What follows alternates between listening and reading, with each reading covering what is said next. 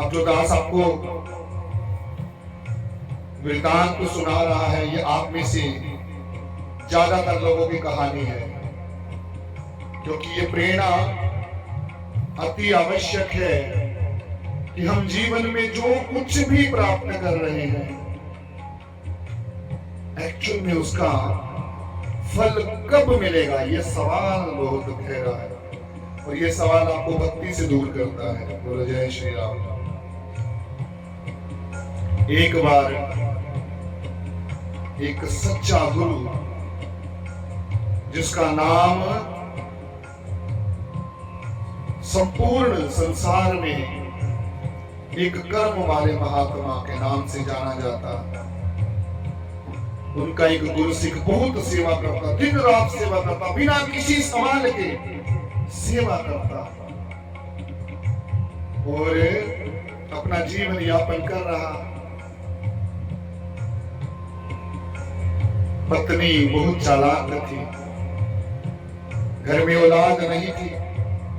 कहती, इतनी गुरु की सेवा करते हो, तुम्हारा गुरु तुम्हें औलाद नहीं दे सकता? अच्छा। बोलता है, मेरे गुरु को अगर देना होगा तो अपने आप दे देगा, मुझे मांगने की जरूरत नहीं। कहती, नहीं, फिर तेरा गुरु समर्थ नहीं है। अच्छा।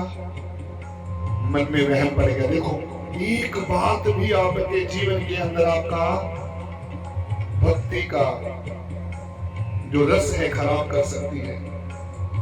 कहती कि आपका गुरु समर्थ नहीं है। बोलो जय श्री राम। लेकिन कहा नहीं, मेरा गुरु समर्थ है। फिर भी टला नहीं, वचन को पकड़ कर रखा कि नहीं, चलो कोई बात नहीं।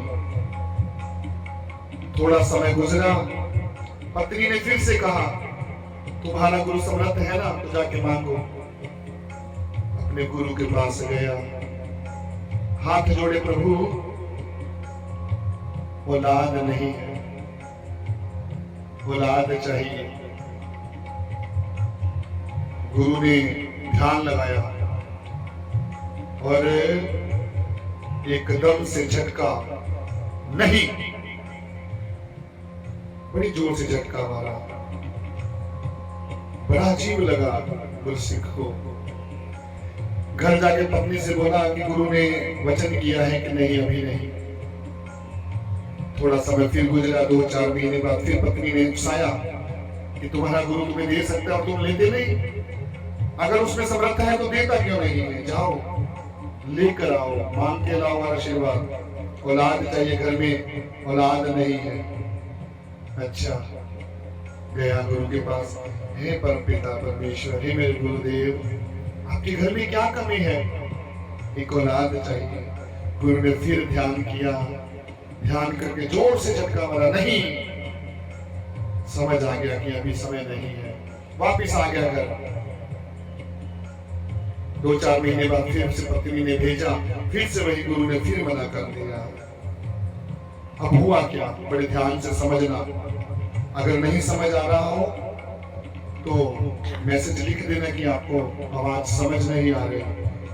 परंतु ये वृत्तांत सुनना अत्यंत आवश्यक है, क्योंकि आपके सवालों के जवाब जब तक नहीं मिलते, आप भक्ति में मन नहीं लगा पाते। तो अब घर वाली चालाक थी, घर वाली ने उकसा दिया कि तेरे गुरु में समर्था नहीं है। पड़ोसन बोलती है कि एक तांत्रिक बाबा है, मेरे साथ चलो, एक औलाद हमें चाहिए। कहता कि मैं नहीं जाता, मुझे अपने गुरु पर पूर्ण विश्वास है, तू जा। पत्नी नाराज हो गई पत्नी, लेकिन उसे जाना पड़ा। गए और तांत्रिक के पास गए। तांत्रिक ने एक उपाय बताया कि जाकर शमशान में ये काम कर दो, तुम्हें औलाद हो जाएगी। 1 साल बाद औलाद हो गई।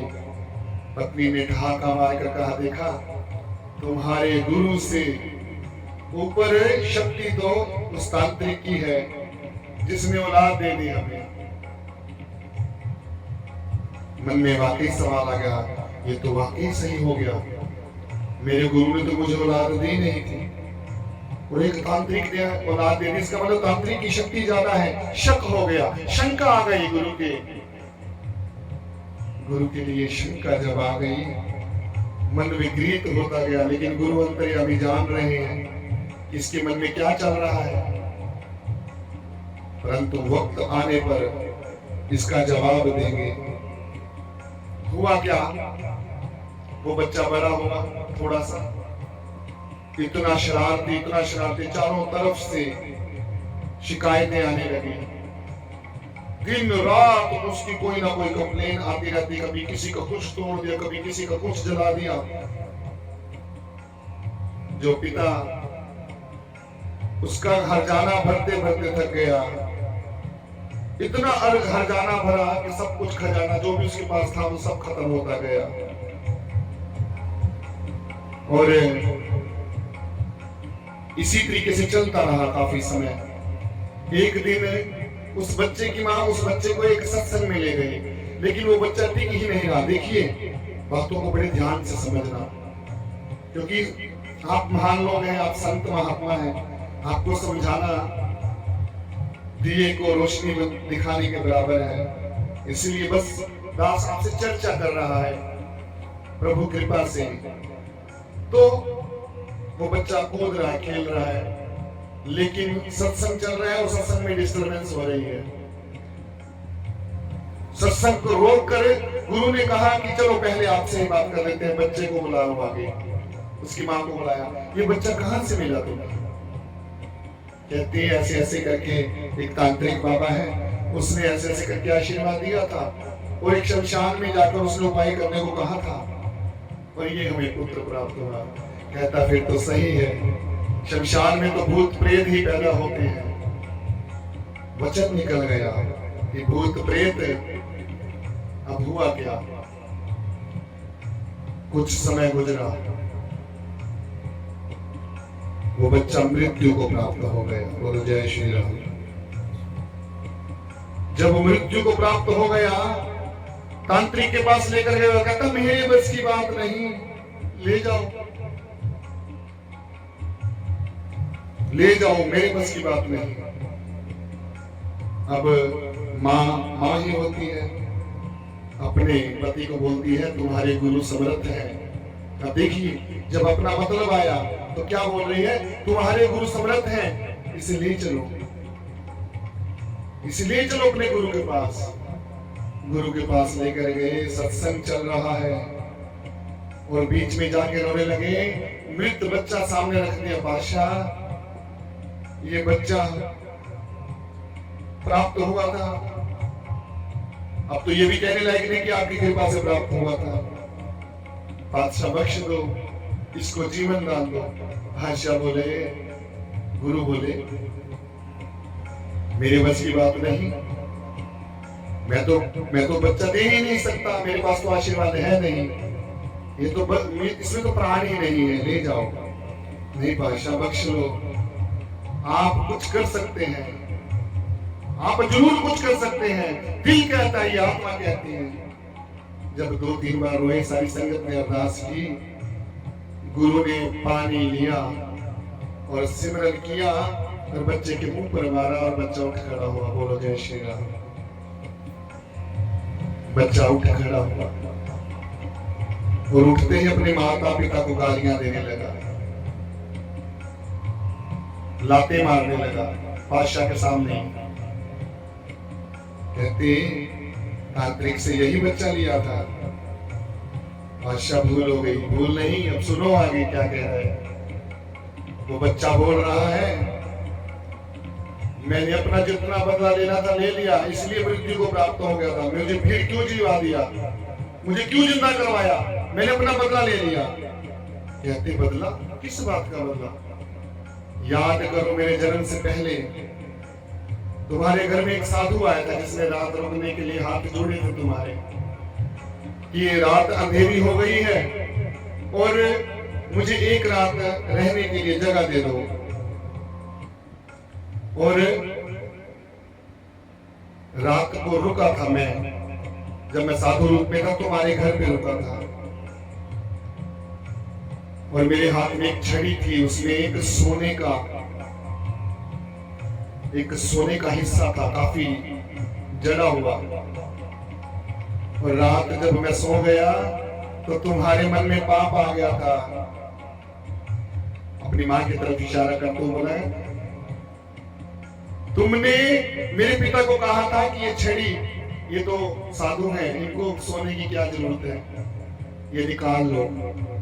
रात को आपने उसमें से सोना निकाल लिया था। और जब मैं सुबह साधु रूप में जब मैं था तो सुबह उठा, जब मैंने देखा कि मेरी छड़ी में सोना नहीं, वो तो किसी की अमानत है, मैं तो देने जा रहा था। और तुम लोगों ने मुझे घर से धक्के मार कर निकाला था। याद आया? हाँ, याद आ गया। तुमने मुझे धक्के मार के निकाला था और मैं वो छड़ी वापस नहीं कर पाया था और मेरे ऊपर लांछन लग गया था। मेरा हुक्का पानी, मेरा दाना पानी रोक दिया था गांव वालों ने और मैं मृत्यु को प्राप्त हुआ। भूख से तड़प तड़प कर मेरी जान निकल गई थी।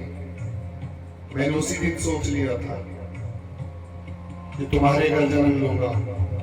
और जिस दिन तुम पहली बार गुरु की शरण में आए थे मुझे मांगने के लिए, मैं तुम्हारे घर में आना चाहता था। तुमने आगे गुरु से पूछा मुझे औलाद चाहिए, गुरु ने थप्पड़ मारा मेरे मुंह पर और मैं तैयार खड़ा था कि मैं तुम्हारे घर में पैदा हूं। लेकिन तुम्हारा गुरु इतना समर्थ, थप्पड़ मारा मुझे कि नहीं, मैं तेरे को इसके घर में नहीं पैदा होने दूंगा। गुरु जय श्री राम। दूसरी बार फिर वही हुआ, मैं फिर से तैयार खड़ा था। तेरे ऊपर गुरु का साया था, इसलिए मैं तेरे घर में पैदा नहीं हो पा रहा था। दूसरी बार तू फिर आया, तूने फिर अरदास की, गुरु ने फिर थप्पड़ मारा मेरे मुंह पर, नहीं, मैं तेरे को अपने गुरु सिख के घर में पैदा नहीं होने दूंगा। बोलो जय श्री राम। तीसरी बार तो फिर आया, अब मैं बिल्कुल तैयार खड़ा था भी गुरु अब तो इमोशनल होकर आशीर्वाद दे ही देगा। लेकिन गुरु ने तीसरी बार भी थप्पड़ मारा मुझे कि मैं तुझे अपने गुरु सिंह के घर में पैदा नहीं होने दूंगा। बोलो जय श्री राम। लेकिन मैंने तेरे घर में आना था, बुद्धि पलटी, मैंने अपनी मां की बुद्धि पलटी, इसे तांत्रिक के पास लेकर गया और शमशान में जहां पर मेरी शक्ति सबसे ज्यादा थी, वहीं से मैं अपनी मां के गर्भ में प्रवेश कर गया। बोलो जय श्री राम। ये गुरु का प्रताप है। हम जैसे मूर्ख लोग क्या समझेंगे कि गुरु की कृपा क्या होती है, गुरु होता क्या है। हमें तो सिर्फ उंगली उठानी है कि नहीं, गुरु के अंदर ये नहीं, गुरु समर्थ नहीं, गुरु के अंदर शक्ति नहीं। लोग ये कहते हैं, लोग वो कहते हैं, लेकिन नाम, गुरु के अंदर शक्ति नहीं होती। राम नाम में शक्ति होती है। राम नाम जप का जीवन में आसरा होता है। हाथ जोड़ दिए, बादशाह बख्श लो, गलती हो गई, हमने धक्के से, हमारे जीवन में औलाद नहीं थी लेकिन हमने तंत्र विद्या से औलाद प्राप्त की, उसका फल हमें ये मिल रहा है ना। आज औलाद है, आज लाते मार रहा है। बादशाह ने कहा अब कुछ नहीं हो सकता, अब जो हो गया तुम्हारा कर्म है, तुम्हारे कर्म के मुताबिक तुम्हें जो फल मिलना था मिल गया। अब पछताए क्या होता है जब चिड़िया चुग गई खेत। बजरंगबली महाराज कहते हैं टिक जा।